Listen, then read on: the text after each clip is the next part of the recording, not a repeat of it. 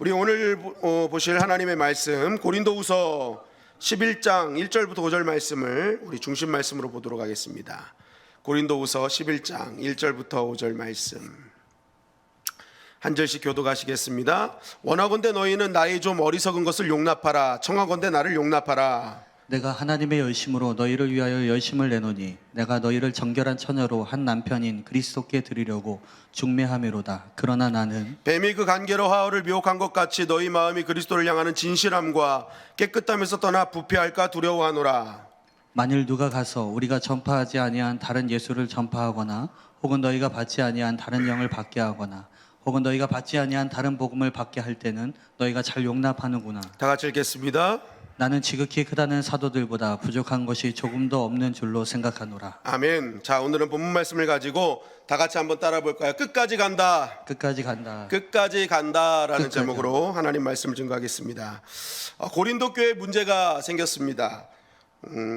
그 이유가 무엇이었냐면 제가 새벽에도 잠깐 말씀드렸지만 고린도 교회에 가짜가 들어왔기 때문입니다. 거짓 교사들, 가짜 교사들이 들어와서 교인들을 혼미케 했죠. 그래서 교회에 분파가 생겼고 바울을 오해하고 공격하면서 교회를 세운 이 사도 바울과 성도들 간의 관계가 멀어지게 되었던 것입니다. 그래서 바울은 고린도서를 통해서 교회가 붙잡아야 될 진짜가 누구냐, 진짜가 무엇이냐, 가짜 붙들지 마라, 진짜 붙들어라 라는 것이죠. 그러면서 이 고린도서 후서를 통해서 뭐예요? 교회가 주 안에서 잘 안정화되기를 원했던 것입니다. 그래서 우리가 지난 새벽 말씀을 통해서는 진짜와 가짜의 결정적 차이 중에 첫 번째가 바로 진짜는 예수 그리스도가 드러나고 가짜는 자기가 드러난다라는 것이죠. 고린도후서 11장 14절 15절에 보니까 사탄도 자기를 광명의 천사로 가장한다. 사탄의 일꾼들도 자기를 의의 일꾼으로 가장한다. 이거 대단한 일이 아니라는 거예요. 당연한 일이라는 거예요. 그러니까 바울은 거짓 교사들에 대해서 뭐라고 하냐? 그들은 광명의 천사로 가장한 자들이다. 의의 일꾼으로 포장된 존재들이다라는 것입니다. 가짜, 거짓이라고 해서 그들이 처음 겉모습이 거짓말쟁이처럼 사기꾼처럼 사탄처럼 나타나는 것이 아니라는 거예요. 겉모습은 오히려 더 천사 같고 겉모습은 더 의의 일꾼들 같다라는 것입니다. 천사처럼 도덕적이고 윤리적으로 더 깨끗해 보이고 고상해 보이는 그러한 모습으로 나타났다라는 것이죠. 그렇게 완벽하게 위장한 그들의 주특기가 뭐냐는 거예요. 고린도후서 11장 3절 4절 말씀입니다. 우리 한번 다 같이 읽어볼까요? 시작. 뱀이 그 간계로 하와를 미혹한 것 같이 너희 마음이 그리스도를 향하는 진실함과 깨끗함에서 떠나 부패할까 두려워하노라. 만일 누가 가서 우리가 전파하지 아니한 다른 예수를 전파하거나 혹은 너희가 받지 아니한 다른 영을 받게 하거나 혹은 너희가 받지 아니한 다른 복음을 받게 할 때는 너희가 잘 용납하는구나. 자, 그렇게 겉모습이 진짜처럼 보이는 그렇게 위장한 이들이요, 진짜 목적은 뭐냐? 뱀같이 간교한 입술로 예수님과 자꾸만 멀어지게 한다는 것입니다. 그래서 바울이 뭐라는 거예요? 그리스도를 향하는 진실함과 깨끗함에서 떠나 부패할까 내가 두렵다, 염려된다. 왜요? 지금 이 고린도 교회 성도들이요, 이들의 뱀 같은 혀에 다 말린 거예요. 바울이 전파하지 아니한 다른 예수를 자꾸만 뭐예요? 받고 있고 다른 영을 받고 있고 다른 복음을 받고 있는 거예요. 그걸 용납하고 있는 거예요. 그러니까 바울이 이거 뱀과 같은 간교한 입술, 겉모습에 속아가지고 정말 이걸 너무 받아들이고 있다. 이거 진짜 위험한 일이다라는 것이죠. 가짜들의 본래 목적이 그거라는 거예요. 찬란한 천사처럼 위장하고 의의 일꾼처럼 위장해서 결국에는 뭐예요? 뱀과 같은 혀로 그들의 그런 혼미케 하는 영으로 만들어 버린다. 그래서 그 결과가 어떻게 됐습니까? 고린도후서 11장 20절은 이렇게 증거하는 것입니다. 11장 20절 시작. 누가 너희를 종으로 삼거나 잡아먹거나 빼앗거나 스스로 높이거나 뺨을 칠지라도 너희가 용납하는도다. 자, 그들이 어떻게 한 거예요? 그 성도들이 혼미케 되니까 그때부터 본색이 드러나는 거예요. 종으로 삼고 막 잡아먹는 거예요. 다 뭐예요? 어떻게 하는 거예요? 착취하는 겁니다. 그러니까 하나님께 드리고 자신의 인생의 삶에 함께 이렇게 나누고 교제해야 될 모든 것들을 다 자기네들이 착취해 버리는 거예요. 그리고 그들은 어떻게 된다는 거예요? 스스로 높아져 있어요.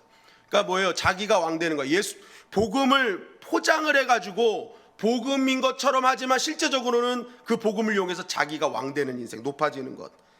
그리고 어떡합니까? 뺨을 쳐버린대요, 성도님들. 그 뭐 신옥준 목사인가 목사라도 하고도 싶지 않은데 그분이 뭐예요? 타작마당이라고 해가지고 성도들 막 뺨 때리잖아요. 모아가지고 막 엄마가 딸 때리고 딸이 엄마 때리게 하고, 그게 신앙생활이라고 하면서 제대로 제대로 된 진리를 선포하지도 못하고, 그런데 거기 혼미케 되니까 그게 진짜인 줄 알고 막 가족끼리 때리고, 진짜 마지막 천국이 피지섬이라 해가지고 거기 가가지고 지금 다 노동력 착취당하고 있잖아요. 그런 일들이 실제적으로 벌어지고 있잖아요. 바로 지금 그 얘기하는 거예요. 바울이 아주 교활하고 교묘하게 위장해서 속이고 있다. 그리고 이들의 가장 최종 목적지는 그 복음을 이용해서 자기들이 영광 받는 거다. 그게 뭐예요? 광명한 천사로 위장한 모습이라는 것입니다. 이게 가짜들이라는 거예요. 가짜들. 복음을 이용해서 그럴듯하게 포장해서 자기가 영광 받고 자기의 유익을 누리는 것. 그러니까 여러분, 진짜와 가짜의 가장 큰 차이점은요, 어떤 사람이 예수님 얘기하는데 나중에 그 얘기 끝나고 났는데 예수님은 하나도 기억 안 나고 그 말한 사람만 기억나게 하면 그거 가짜라는 거예요. 자기 유익만을 구하게 하는 거예요. 그래서 바울은 자신은 이런 자들과 다르다라고 하면서 자신을 어떻게 얘기했습니까? 고린도후서 11장 2절은 이렇게 증거하는 것입니다. 다 같이 한번 읽어볼까요? 시작. 내가 하나님의 열심으로 너희를 위하여 열심을 내노니 내가 너희를 정결한 처녀로 한 남편인 그리스도께 드리려고 중매함이로다. 자, 바울은 자신을 중매장이로 비유했어요. 중매장이. 나는 너희 교인들을, 고린도 교회 교인들을 주님과 약혼시키는 중매장이다. 그거일 뿐이다 라는 거예요. 중매장일 뿐이다. 바울이 갖고 있는 자기 정체성이에요. 여러분, 중매장이의 가장 훌륭한 중매장인 누구예요? 남자 여자를 소개시켜 줄 때 가장 좋은 중매장인은요, 상대방의 장점들을 계속 얘기해 주는 거예요. 남자 여자의 장점들을 계속 얘기해 주면서 남자와 여자가 서로의 매력을 느끼게끔 만들어 준 거예요. 매력을 극대화시켜 주는 게 중매장입니다. 그래가지고 뭐예요? 서로 연결시켜 주는 사람. 그게 최고의 중매장인 거예요. 그런데 나쁜 중매장인 뭐예요? 이 남자 여자를 매력적이게 보여줘야 될 사람이 이 소개시켜주는 여자보다 더 매력적이게 하는 중매장이가 더 나쁜 거예요. 그죠? 자기의 매력을 어필하고 자기의 어떤 그러한 것들을 나타내가지고 남자가 만나려고 하는 여자를 봐야 되는데 중매장이를 보고 중매장이랑 사귀게 돼버리면 그게 나쁜 중매장이라는 거예요. 그러니까 바울은 그 얘기하는 거예요. 나는 철저하게 나의 매력 숨기고 뭐예요? 예수님 매력 드러내는 사람이라는 거예요. 그래서 바울의 말씀을 듣는 사람들은 그 예수님께 다 빠지는 거잖아요. 예수님께 그 예수님의 매력에 빠져서 예수님을 믿고 예수님을 찬양하는 그러한 일들이 계속 벌어진 거죠. 뭐예요? 바울은 자신은 중매장이에요. 자신의 매력은 드러내지 않고 오직 예수님의 매력만 드러내는. 여러분, 마찬가지로 이 땅에 우리가 부름받은 삶과 직장, 그 현장에서 진짜 리얼 크리스찬으로 사도의 사명을 감당하는 자로 산다는 것은 무엇이냐? 바로 나의 삶의 모습을 통해서, 나의 말과 언행을, 행동을 통해서 나보다 예수님이 드러나게 하는 삶이 진짜 리얼 크리스찬이라는 거예요. 그런 삶이 사도적인 삶을 사는 것이고, 그런 사람을 통해서 시대를 깨우는 하나님의 놀라운 은혜를 경험하게 된다는 거예요. 여러분, 이번에 코로나 확산을 통해서 너무 마음 아프고 안타까운 이유가 무엇입니까? 교회가 코로나의 숙주가 되어버렸다는 거예요. 예수님을 드러내야 될 교회가 코로나를 드러내는 교회가 됐다는 게, 이게 정말 마음이 아픈 거예요. 하나님의 거룩하신 이름이 증거돼야 될 교회가 하나님의 이름을 망령되이 이끌었기 때문에 이게 정말 가슴 아픈 것입니다. 여러분, 우리가 이 일은 비통할 일이에요. 가슴을 쳐야 될 일이에요. 예수님이 드러낼 교회가 그 사명을 감당하지 못했다.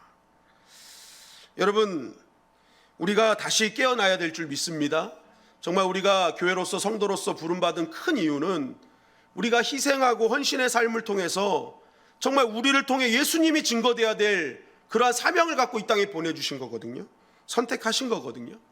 그런데 교회를 통해서 그러한 안타까운 현실들이 벌어진다. 이거 정말 마음 아픈 일이라는 것입니다. 저와 우리 주님의 영광교회가 다시 한번 예수님의 매력을 드러내는 교회가 되기를 주님의 이름으로 간절히 축원합니다. 정말 나는 죽고 예수만 사는 인생, 그거 중요한 거예요. 여러분, 그래서 제가 새벽 예배 때 제가 살 안 빼는 이유를 말씀드렸잖아요. 제가 살 안 빼고 살 빼가지고 막 막 근육질에 매력적으로 보이면 제가 하는 예수님 안 들으실 거 아니에요, 그죠? 목사가 매력적이면 안 되는. 그래서 저는 살 빼고 싶어도 안 빼는 거예요. 예수님 잘 믿게 하려고, 예수님만 남게 해드리려고. 저와 여러분들이 그러한 예수님을 온전히 잘 중매하는 그런 중매장이가 되기를 주님의 이름으로 간절히 축원합니다. 둘째는 진짜는 지속해서 끝까지 가고 가짜는 중간에 중단해 버린다는 거예요. 오늘 고린도후서 11장 24절부터 27절은 이렇게 증거합니다. 우리 한 절씩 교독하시겠습니다. 유대인들에게 40에서 하나 감한매를 5번 맞았으며 3번 태장으로 맞고 1번 돌로 맞고 3번 파선하고 일주야를 깊은 바다에서 지냈으며 여러 번 여행하면서 강의 위험과 강도의 위험과 동족의 위험과 이방인의 위험과 시내의 위험과 광야의 위험과 바다의 위험과 거짓 정죄 중에 위험을 당하고 또 수고하며 애쓰고 여러 번 자지 못하고 줄이며 목마르고 여러 번 굶고 춥고 헐벗어노라. 네. 자, 바울이 복음을 전할 때 받았던 고난의 일들에 대해서 쭉 설명하고 있는 거예요. 요즘 젊은이들 단어로 하면 복음 전하면서 개고생했다라는 거예요. 그죠? 죽을 고생했다는 것입니다. 그러면서 32절, 33절은 또 이렇게 증거하죠. 시작. 다메섹에서 아레다 왕의 고관이 나를 잡으려고 다메섹 성을 지켰으나 나는 광주리를 타고 들창문으로 성벽을 내려가 그 손에서 벗어나도다. 네, 아레다 왕은 그 아랍의 왕이라는 그런 뜻입니다. 그러니까 이제 어쨌든 이 다메섹에서 이제 사람들이 다윗이래요. 이 바울을 잡으려고 했는데 바울이 어떻게 했다는 거예요? 나 그때 광주리 타고 들창으로 도망갔다라는 거예요. 여러분, 이 안에서 뭐가 느껴집니까? 이거요, 어떻게 보면 이게 그냥 이렇게 슬쩍 지나가서 그렇지, 이거 굉장히 남자로서 또 사도로서 굉장히 수치스러운 일이고 자존심 상하는 일이고 체면 구기는 일이라는 거예요. 예수님 직접 만난 사도라면 그래, 어떻게든지 나는 여기서 그냥 죽기를 각오했어 하고 도망가지 않는 게 맞는 거 아니에요? 그죠? 우리가 아는 믿음은 그런 거 아니에요? 정말 하나님께서 부르셨는데, 하나님께서 나에게 여기 주셨는데 내가 여기 지켜야지, 무슨 소리야, 무슨 도망가, 이게 진짜 남자고 사도 아니겠습니까? 그런데 지금 바울 뭐라는 거예요? 나 도망갔어요 그런 거예요. 나 잡으려 가길래 나 뒷구멍으로 도망갔어요 하는 거예요. 여러분, 이거 사도를 떠나 남자답지 못한 아주 수치스럽고 자존심 상하고 체면 상하는 일이라는 거예요. 그러면서 또 고린도후서 12장 7절 8절은 또 이렇게 증거합니다. 시작. 여러분 계시를 받은 것이 지극히 크므로 너무 자만하지 않게 하시려고 내 육체의 가시 곧 사탄의 사자를 주셨으니 이는 나를 쳐서 너무 자만하지 않게 하려 하심이라. 이것이 내게서 떠나가게 하기 위하여 내가 3번 죽게 간구하였더니. 자, 바울은 삶의 고난도 있었고 수치를 당하고 체면을 구기는 일들도 있었는데 거기에 또 모자라 가지고 육체의 가시가 있었다는 거예요. 육체의 가시, 육체의 뭐 병이라고 얘기하잖아요. 이게 이제 무슨 병이냐, 뭐 설왕설래 하는데 가장 유력한 게 안질입니다. 안질. 이게 안질이 그 눈에 나타나는 염증성 질환 아닙니까? 그것을 유추하는 성경 구절이 갈라디아서 4장 14절부터 15절 말씀인데 거기서 얘기하는 게 바울이 뭐냐면 갈라디아 성도들에게 뭐라고 얘기합니까? 내 몸에는 여러분들이 시험 받을 만한 것이 있었어요. 그럼에도 불구하고 여러분들은 나를 외면하지도 않고 멸시하지도 않았어요. 그때 당신들이 갖고 있었던 그 사랑은 할 수만 있다면 당신들의 건강한 눈을 빼어서 아마 나에게 주려고 했을 정도였어요라는 거예요. 그러니까 이 말에 뭐가 있는 거예요? 바울의 눈이 굉장히 안 좋았다라고 유추할 수 있는 것이죠. 그리고 갈라디아서 6장 11절에 보니까 너희에게 이렇게 큰 글자로 쓴 것을 보라. 바울이 자기 손으로 큰 글자로 썼대요. 여러분, 나이가 들면서 저에게 어르신들이 이렇게 교회에서 성경을 선물로 드릴 때 꼭 하시는 말씀이 있어요. 어르신들은 큰 글자로 주세요 그러세요. 큰 글자로 주세요. 이제 안 보여요 그래. 그러니까 눈이 안 좋다는 것은 계속 뭐예요? 이게 이제 큰 글자를 썼다라는 건 바울의 눈이 안 좋았을 것이다라고 이렇게 유추하는 것이죠. 그러면서 또 이제 한 가지 더 얘기하는 건 안질설입니다. 간질설이에요. 간질. 사람들이 안질 정도로 그렇게 시험 될 만하겠냐? 사도가 안질 걸릴 수 있지 뭐 이렇게 갑자기 예수님 큰 빛도 보고 매일 말씀 보고 공부했던 사람이면 안질 걸릴 수 있겠지. 사람들이 시험 걸릴 정도면 안질이 아니라 간질 정도가 아닐까라는 어떤 그런, 그러니까 말도 어눌하고 몸에 시험 들 정도면 사도가 어떻게 저럴 수가 있어? 어떻게 그러한 것일 때 아마 간질일 것이다라는 간질설도 있어요. 근데 이제 그런 것 외에도 뭐 말라리아설, 우울증설, 심지어는 마누라설도 있습니다. 마누라설. 이게 뭐냐면 바울이 혼자 사는 게 좋다라고 했잖아요. 그러니까 사람들이 그런 거예요. 어떻게 그 비밀을 알았을까? 혼자 사는 게, 결혼하지 않고 혼자 사는 게 좋은 건지 어떻게 알았을까 궁금하게 생각하다가 바울은 분명히 결혼해가지고 마누라한테 호되게 당해가지고 이제는 혼자 사는 것이 좋다 이렇게 얘기했을 것이다 라는 거예요. 그래서 뭐 바울이 좋아했던 성경 구절은 다투는 여자와 함께 큰 집에서 사는 것보다 움막에서 혼자 사는 것이 나으니라. 뭐 그래가지고 바울이 텐트를 치기 시작했을 것이다. 이렇게 뭐 이렇게 얘기를 이렇게 합니다. 차라리 혼자 텐트에서 사는 것이 좋겠다. 그래가지고 그러니까 억측에 가까운 어떤 것이죠. 맞다고요? 예. 참 이런 은혜로운 구절이 있어요, 그죠? 예. 그러니까 아무튼 중요한 것은 바울은 굉장히 많은 힘든 육체의 가시가 있었다는 거예요. 어려움이 있었다. 근데 중요한 것은 그런 바울이 이렇게 고난과 수치, 체면, 육체의 연약함을 얘기하면서 정말 말하고자 했던 게 뭐냐는 거예요. 진짜 크리스찬들, 진짜 크리스찬들, 사도적 삶을 사는 자들에게는 고난이 오고 수치를 당하고 병까지 걸린다라는 걸까요? 진짜 믿음으로 사는 사람들에게 이런 일이 온다라는 것을 얘기하고 싶을까요? 여러분 이거 얘기하고 싶으면 믿음 생활 하고 싶어요? 이게 나한테 반드시 올 거야 라고 얘기하면 여러분 이거 신앙생활 하고 싶은 마음 아무도 없을 거예요. 우리 네팔에서 김명욱 선교사님이 오셔가지고 학생회에서 이제 네팔을 소개하셨대요. 학생애들 데리고. 그래서 네팔에 오면은 이런 거를 먹고 네팔 현지를 그대로 보여주신 거예요. 그랬더니 학생들이 그런 얘기를 했답니다. 네팔에 가지 말아야 될 이유를 알게 됐다고. 저걸 어떻게 먹냐고, 저런 데서 어떻게 생활하냐고. 어른들은 야 그래 가서 도와주자 이렇게 믿음으로 반응할 수 있는데 애들은 그렇게 힘든 저런 데서 어떻게 자, 어떻게 저런 걸 먹어, 그걸 믿음으로 어떻게 저걸, 믿음이라도 저거 못하겠는데. 그러니까 어려운 거 보여주니까 뭐예요? 믿음이 연약한 사람들이 나 믿음 생활 안 해, 그런 거예요. 그럼 바울이 보세요. 만약에 이것이 리얼 크리스찬들이 받아야 될 일이라면 그래도 믿음이 강한 사람들은요, 그래 할 수 있지만 믿음이 연약한 사람들은 어이구 나 못 살아, 저렇게 못 살아 할 거 아닙니까? 여러분 우리가 여기서 알아야 될 것은요, 바울이 이러한 것들을 이야기하면서 정말 증거하고자 하는 것은 뭐냐면 진짜 크리스찬들, 리얼 크리스찬들은요 바로 이러한 상황이 올지라도 끝까지 지속적으로 믿음을 포기하지 않는다는 것입니다. 이러한 상황 속에서 진짜 크리스찬들은 그것을 뚫고 나간다는 거예요. 왜요? 그게 은혜를 주신 목적이기 때문에. 제가 지지난주에 은혜를 헛되이 받지 말라 설교하면서 무엇을 말씀드렸습니까? 지난주인가요? 그 은혜는 만물 통치, 모든 걸 해결하는 도깨비방망이가 아니라 어떤 어려움 속에서도 뚫고 나갈 힘이 은혜라고 말씀드렸지 않습니까? 그 마찬가지예요. 바울이 이거 얘기하는 게 뭐냐면 진짜 크리스찬은, 진짜 주님 만나고 믿음을 갖고 있는 사람은 이러한 어려움들, 대표적인 이 세 가지 어려움들이 있어도 포기하지 않는다, 중단하지 않는다, 끝까지 간다라는 것을 말하고 있는 것입니다. 여러분 우리가 믿음 생활하다 보면 늘 좋지만은 않지 않습니까? 환경에 어려움도 오고 때로는 자존심 상하는 일도 오고 육신적으로 병이 오고 연약할 때가 분명히 있다는 거예요. 그때 가짜는 중단하지만 진짜는 계속 간다. 그래서 사도행전 20장 24절 보니까 내가 달려갈 길과 주 예수께 받은 사명 곧 하나님의 은혜의 복음을 증언한 일을 마치려 하면은 나의 생명조차 조금도 귀한 것으로 여기지 아니하노라. 생명 바쳐서 끝까지 가겠다는 거예요. 그 복음을 위해서라면 난 멈추지 않겠다라는 거죠.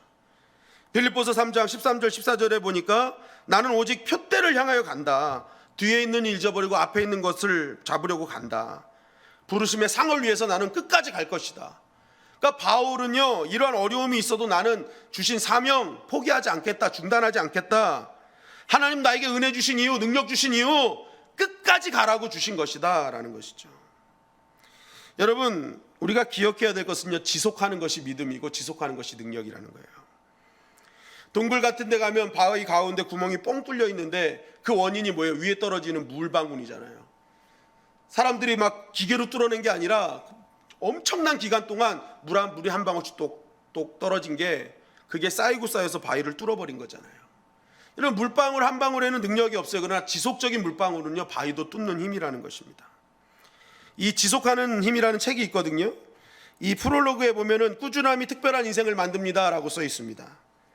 그래서 그 중에 내용 중에 뭐냐면, 뇌는 의식적이건 무의식적인 건 상관없이 반복하는 행동을 가장 중요한 일이라고 생각한대요.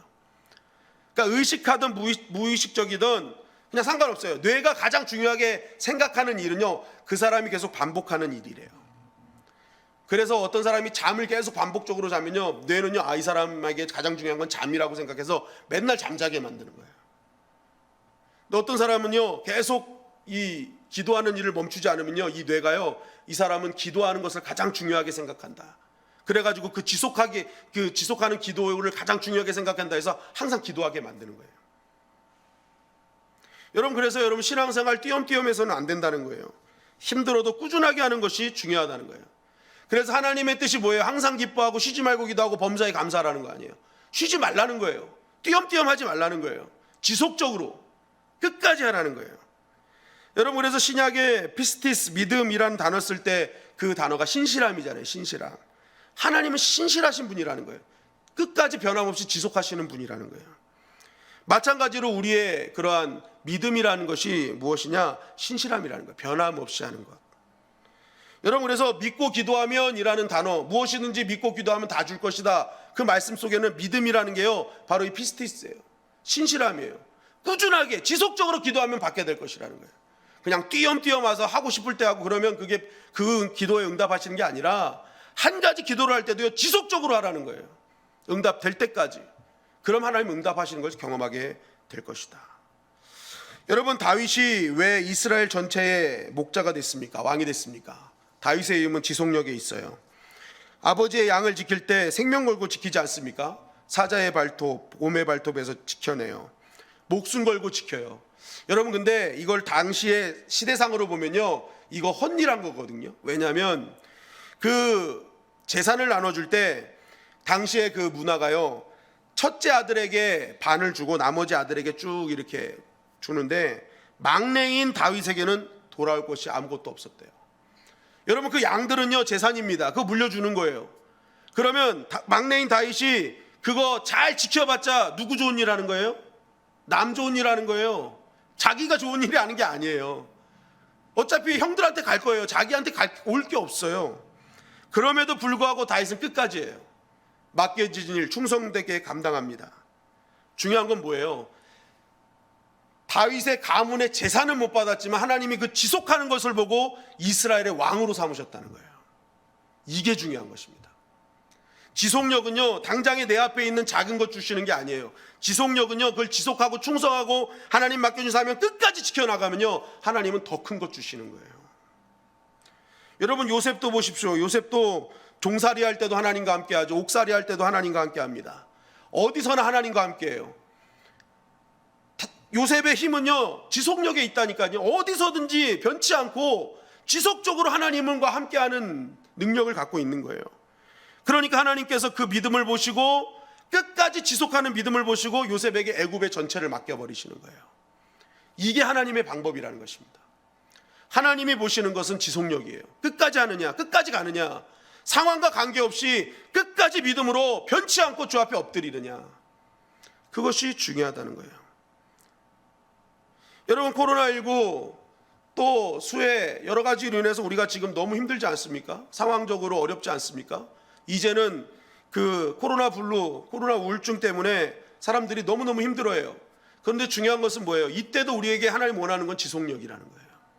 포기하지 말고 주 앞에 엎드리고 하나님을 의지하고, 그러면 그러한 포기하지 않는 기도와 변함없는 믿음, 끊이지 않는 하나님을 향한 예배, 이거 통해서 하나님이 더 큰 역사를 보게 하신다는 것입니다. 여러분, 아직 끝나지 않았습니다. 진정한 끝은 이 코로나가 끝나면 보여지게 될 거예요. 이 끝에서 끝까지 지속해서 하나님 말씀을 선포하고 필사하고 통독했던 그 하나님을 끝까지 붙들었던 자를 하나님이 어떻게 역사하시는지를 여러분들은 두 눈으로 보시게 될 것입니다. 여러분, 포기하지 마시고 주 앞에 엎드리시고 하나님의 말씀 붙드시기를 주님의 이름으로 간절히 축원합니다. 지속해야 돼요. 지속. 변함없이, 끊임없이, 항상 범사에. 그것이 능력이라는 거예요. 셋째는 진짜는 보는 게 다르다는 거예요. 고린도후서 12장 7절은 이렇게 증거하고 있습니다. 시작. 여러 계시를 받은 것이 지극히 크므로 너무 자만하지 않게 하시려고 내 육체의 가시 곧 사탄의 사자를 주셨으니 이는 나를 쳐서 너무 자만하지 않게 하려 하심이라. 자, 바울에겐 육체의 가시가 있었죠. 바울은 그게 너무 힘들어서 계속 기도하고 기도했습니다. 하나님 회복시켜 주세요. 그런데 간절히 기도했지만 하나님이 그걸 기도를 응답해 주시지 않는 거예요. 여러분들에게 그러한 바울과 같은 가시가 있고 문제가 있을 때 여러분들도 아마 정말 열심히 기도했을 겁니다. 그래서 그것이 회복되고 나으신 분들도 있을 거지만 그것이 평생에 있어 나의 발목을 잡고 나를 어렵게 하는 일들을 계속 겪는 분들도 있을 것입니다. 근데 이렇게 기도해도 그렇게 계속 어려움이 반복될 때 어떡합니까? 정말 답답해요. 그리고 왠지 나에겐 하나님의 사랑과 자비가 이제는 끊어진 것 같은 그런 느낌이 들 때가 있다는 것입니다. 바울도 그러지 않았을까요? 3번 기도했다는 건 정말 계속 강력하게 하나님께 구했다는 것이거든요. 그 하나님 앞에 나와서 간절히 구했는데 아직 그 가시가 떠나지도 않고 바울의 마음을 괴롭힐 때 바울 역시도 쉽지 않았을 것이라 생각을 합니다. 그런데 그런 바울이요, 그런 상황에서 다시 일어나는 것을 보게 돼요. 왜 그렇습니까? 오늘 말씀해 보니까요, 바울이요 하나님께서 응답하시지 않았던 그 이유와 목적을 깨달았기 때문에 그래요. 여러분, 그게 무엇입니까? 오늘 말씀해 보니까 여러 계시를 받은 것이 지극히 크므로 너무 자만하지 않게 하시려고 내 육체에 가시고 사단의 사자를 주셨으니 이는 나를 쳐서 너무 자만하지 않게 하려 하심이라. 7절에서 거듭돼서 계속 강조하는 말씀이 뭐예요? 자만. 그러니까 바울이 깨달은 거예요. 하나님이 나에게 육체의 가시를 해결하지 않는 가장 큰 이유는 내가 겸손하게 하나님을 믿게 하려는 하나님의 뜻과 목적이 거기 있구나.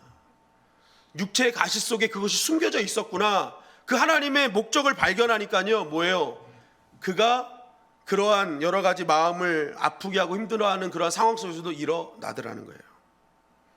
여러분, 바울은요 큰 계시를 보지 않았습니까? 3층천 갔잖아요. 헤븐을 간 거예요. 유대인들의 하늘 개념이 뭐라 그랬어요? 스카이, 스페이스, 헤븐. 3층천이에요. 3층천 헤븐, 천국이에요, 천국. 그러니까 여러분, 이런 신비한 체험을 한 거예요. 엄청난 체험을 한 거예요. 그거 외에도 바울은 사람을 살리고 병든 자를 고치고 본인도 독사에 물려도 살아나는 경험들을 했잖아요. 여러분, 이러한 신비한 체험을 하는 사람들의 가장 큰 함정이 뭐냐면 교만해지기 쉽다는 것입니다. 그래서 많은 은사자들이요 사실은 그렇게 좋은 은사를 갖고 인정받지 못하는 게 교만하기 때문에 그래요. 다른 사람들을 깔보고 무시하는 경우들이 굉장히 많이 있습니다. 그러니까 마찬가지로 바울은요 이렇게 깊은 비밀을 체험했는데 만약 바울이 여기다 건강까지 했다면 바울은 아마 엄청나게 교만했을 것이라는 거예요. 나는 영빨이 대단한 사람이야. 나 영빨이 대단한 거야. 그러니까 바울이 생각한 겁니다. 이왕 나를 세계적인 전도자로 세우시려면 이렇게 건강까지 주시면 얼마나 좋았을까 했지만 하나님은 너 건강까지 하면, 그 능력의 건강까지 하면 넌 교만해질 것이 분명해. 그래서 나는 너에게 육체의 가시를 그냥 남겨두는 거야. 하나님이 그래서 그걸 허용하셨구나. 사단의 가시예요. 바울은 사단의 가시라고 그랬어요. 사단의 사자라고 그랬어요. 이 가시를 하나님이 주셨다고 하지 않았어요. 사단의 사자라고 그랬어요. 그러면서 바울은 하나님이 이거 사단의 사자인데 허용하신 이유가 있구나라는 거예요. 허용하신 이유. 나를 끝까지 겸허하게 하나님 앞에 온전히 살아가게 하기 위해서. 그러니까 내가 건강까지 해서 교만하게 사는 것보다 차라리 연약해서 하나님을 바라보고 하나님 의지하고 하나님 만나는 것이 더 행복한 것이구나. 바울이 이거를 깨닫게 된 것입니다. 여러분, 우리 인생 가운데 그냥 탄탄대로로 열렸으면 좋은 게 생각 많이 하잖아요. 이것만 좀 뚫어주시, 왜 이거 안 뚫어주세요? 이것만 좀 해결해 주시, 왜 안 해결해 주세요? 그거 해결하면요 하나님 떠날 가능성이 많습니다. 그나마 그게 있기 때문에 하나님 붙들고 있는 거예요. 여러분, 그 안에 숨겨진 그 하나님의 목적을 우리 발견할 수 있어야 되는 거예요. 우리가 때로는 하나님이 이제 그것을 주어도 교만하지 않고 끝까지 하나님 잡을 위치가 되면요, 하나님 그거 해결해 주실 것입니다. 저는 믿어요. 그래서 우리가 중요한 것은요, 왜 이게 안 되지? 그거보다 그 안에 감추어진 하나님의 뜻이 무엇이지? 이거 물어야 되는 거예요. 중요한 것은 이것을 깨달으니까 바울이 어떻게 달라집니까? 고린도후서 12장 9절부터 10절은 이렇게 증거합니다. 우리 다 같이 한번 읽어볼까요? 시작. 이르기를 내 은혜가 내게 족하도다. 이는 내 능력이 약한 데서 온전하여 짐이라 하신지라. 그러므로 도리어 크게 기뻐함으로 나의 여러 약한 것들에 대하여 자랑하리니 이는 그리스도의 능력이 내게 머물게 하려 함이라. 그러므로 내가 그리스도를 위하여 약한 것들과 능력과 궁핍과 박해와 곤고를 기뻐하노니 이는 내가 약할 그때에 강함이라. 자, 하나님의 목적을 깨달았어요. 하나님의 뜻을 깨달았더니 바울이요, 자신을 힘들게 하는 건 여전히 있어요. 여전히 있는데 바울은 뭐라고요? 그러므로 내가 도리어 크게 기뻐한다. 해결된 게 아니에요. 여전히 있는데 그 안에 감추어진 하나님의 뜻을 보니까 이제는 그것 때문에 낙심하지 않아요. 힘들어하지 않아요. 염려하지 않아요. 오히려 그것을 통해서 하나님을 더 바라보게 되니까 더 기뻐하는 거예요. 계속 그 얘기하는 거예요. 내가 그리스도를 위하여 약한 것들과 능력과 궁핍과 박해와 공고를 기뻐하노니, 뭐야, 이러한 여러 가지 어려움 속에서도 하나님의 목적이 있어. 그러니까 나는 기쁠 수밖에 없어 라는 것이죠. 육체의 가시 때문에 주님 앞에 늘 기도하게 만들고 하나님 의지하게 만드신 하나님, 그래서 그것을 통해서 하나님 능력을 체험하게 하시니까 오히려 더 그것이 기쁨이라는 거예요. 기쁨. 목적을 몰랐을 때는 이것은 고쳐져야 될 거, 해결해야 될 것이고 반드시 치유해야 될 것이고, 이것 때문에 내가 부끄럽고 체면도 상하고 자존심도 상하는 일이, 이건 빨리 해결돼야 될 일이라고 생각했던 것이 도리어 이제 기쁨이 돼버린 거예요. 여러분, 우리가 보는 것이 달라지면 우리의 생각과 우리의 마음 상태도 달라지게 되어 있는 거예요. 우리가 보는 것이 여전히 옛사람으로 보니까 그게 늘 염려와 고민과 근심으로 남아있는 거예요. 여러분, 오늘 우리의 보는 것이 달라지기를 주님의 이름으로 간절히 축원합니다. 우리가 보는 것이 달라지잖아요. 우리 눈에 그동안 보였던 옛사람을 보였던 것이 아니라 새 사람으로 보이는 하나님의 목적과 경륜을 보게 되면요, 그 근심이 오히려 도리어 기쁨이 되고 하나님께 영광이 되는 역사가 일어나는 거예요. 여러분, 저는 이번에 그 사랑제일교회 말 코로나 확진 사태로요, 가슴이 정말 아팠습니다. 하나님의 이름이 땅바닥에 떨어지는 것이 가장 마음이 아팠고요. 수많은 교회들 정말 방역 수칙을 지키면서 어려운 시기를 이긴 그 교회와 성도들의 수고가 물거품이 됐다는 것이 너무나 아팠습니다. 개척교회들도 힘들게 버텨왔어요. 그래서 이제 좀 회복이 되니까 다시 한번 할 수 있겠다라는 그러한 마음들이 생겼다가 이번 일을 겪게 되면서 이제 그러한 희망마저도 많이 없어진 것 같아요. 그리고 자영업자들 문을 닫게 됐어요. 여러분, 이 자영업자들이 문 닫게 됐다는 것은 우리 교회 청년들도 이제는 이거 일자리 없어진다는 거고요. 심지어 성도님들의 사업장도 힘들어질 거라는 거예요. 너무 속이 타는 거예요. 너무 아픈 거예요. 그리고 이런 회복세, 지금 계속 코로나가 회복되면서 많은 기독교 단체에서 회복 집회들을 정말 많이 준비했대요. 심혈을 기울이고 철회하면서 하반기에는 정말 많은 집회들을 통해서 지쳐있는 사람들을 회복시키려고 어마어마한 일들을 준비하고 있었는데 이제 그것조차 할 수 없는 일이 돼버리고 말았다. 그런 소식을 접하니까요, 막 미치겠어요. 너무 미운 거예요. 어떻게 자기들만의 유익을 위해서 저럴 수가 있을까? 작은 아들이 학교 갔는데요, 아이들이 교회 욕을 그렇게 하더라는 거예요. 중학생들인데. 신천지가 아니라 이제 교천지랍니다. 교천지. 신천지보다 못한 곳이 되어버렸대요. 제가 그 얘기를 들으면서 아들한테 그랬어요. 아들이 너무 답답해하고 애들이 너무 모르는 것 같아 하길래 내가 그랬습니다. 아들아, 그런 얘기할 때 걔들이랑 싸우지 말고 교인으로서 미안하다고 먼저 얘기해라. 우리 교회가 잘못한 건 아니지만 내가 같은 교인으로서 정말 부끄럽고 창피한 일이다라고 얘기하라 그랬어요. 여러분, 이번 일은 교회적으로 국가적으로 너무나 많은 피해를 보게 된 일입니다. 너무 비통하고 마음이 아팠어요. 전염병의 숙주로 낙인 찍히는 것이 저희가 너무 힘들었어요. 여러분 만약에 그런 마음 없으면요, 여러분 진짜 다시 한번 내 마음에 믿음이 있나 한번 보셔야 되는 거예요. 교회가 그렇게 하나님의 이름이 땅바닥에 처박히는데도 이거 마음 아파하고 비통하지 않으면요, 이거 진짜 내 믿음을 점검해 볼 필요가 있는 거예요. 하나님의 이름 망령 때 일컫는 이런 시기, 감당하지 못하는 슬픔과 아픔이 막 교차되었습니다. 어떻게 해야지, 정말 이거 진짜 어떻게 이 문제를 해결할 수 있을까, 막 굉장히 그러한 상황 속에서 그래도 내가 하나님께 약속한 게 있잖아요. 필사하고 선포하는 거. 그래서 계속 말씀을 필사하고 선포하는데, 그때 제 마음속에 한 가지 하나님이 이런 마음을 주셨어요. 너 그것까지도 하나님께 맡게 되지 않겠니? 이 안에 담겨진 진정한 하나님의 섭리를 한번 봐야 되지 않겠니?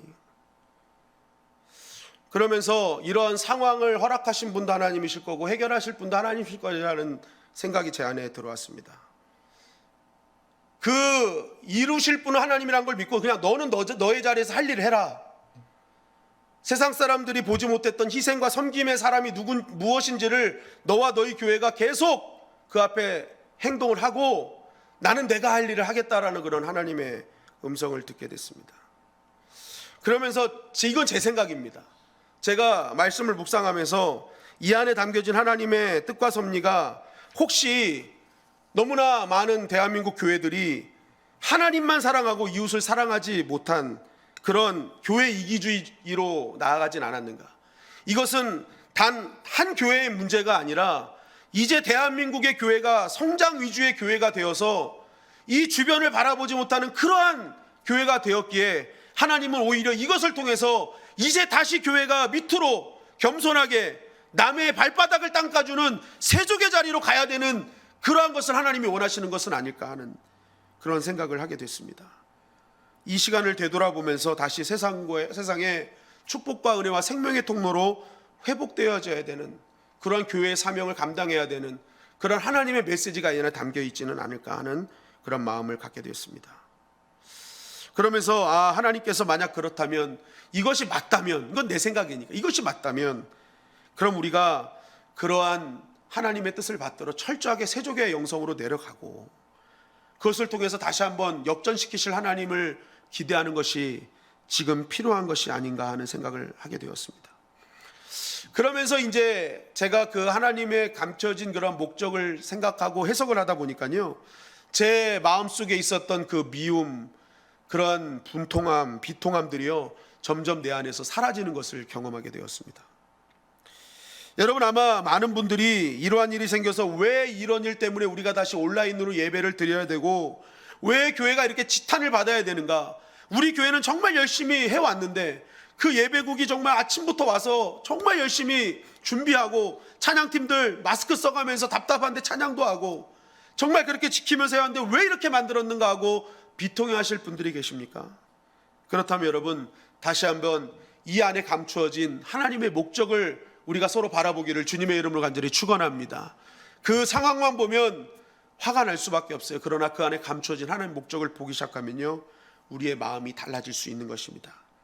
그래서 로마서 5장 3절 4절은 이렇게 증거하고 있는 것입니다. 다 같이 읽겠습니다. 시작. 다만 이뿐 아니라 우리가 환난 중에도 즐거워하나니 이는 환난은 인내를, 인내는 연단을, 연단은 소망을 이루는 줄 알미로다. 자, 다만 이뿐만 아니라 우리가 환난 중에도 즐거워할 수 있다는 거예요. 왜요? 그 연단 끝에 이루게 하시는 소망이 있기 때문에. 보는 게 다르니까 환난 중에서도 즐거워할 수 있는 거죠. 여러분, 어떻게 보느냐에 따라서 그것이 기쁨이 될 수 있고 슬픔이 될 수 있는 것입니다.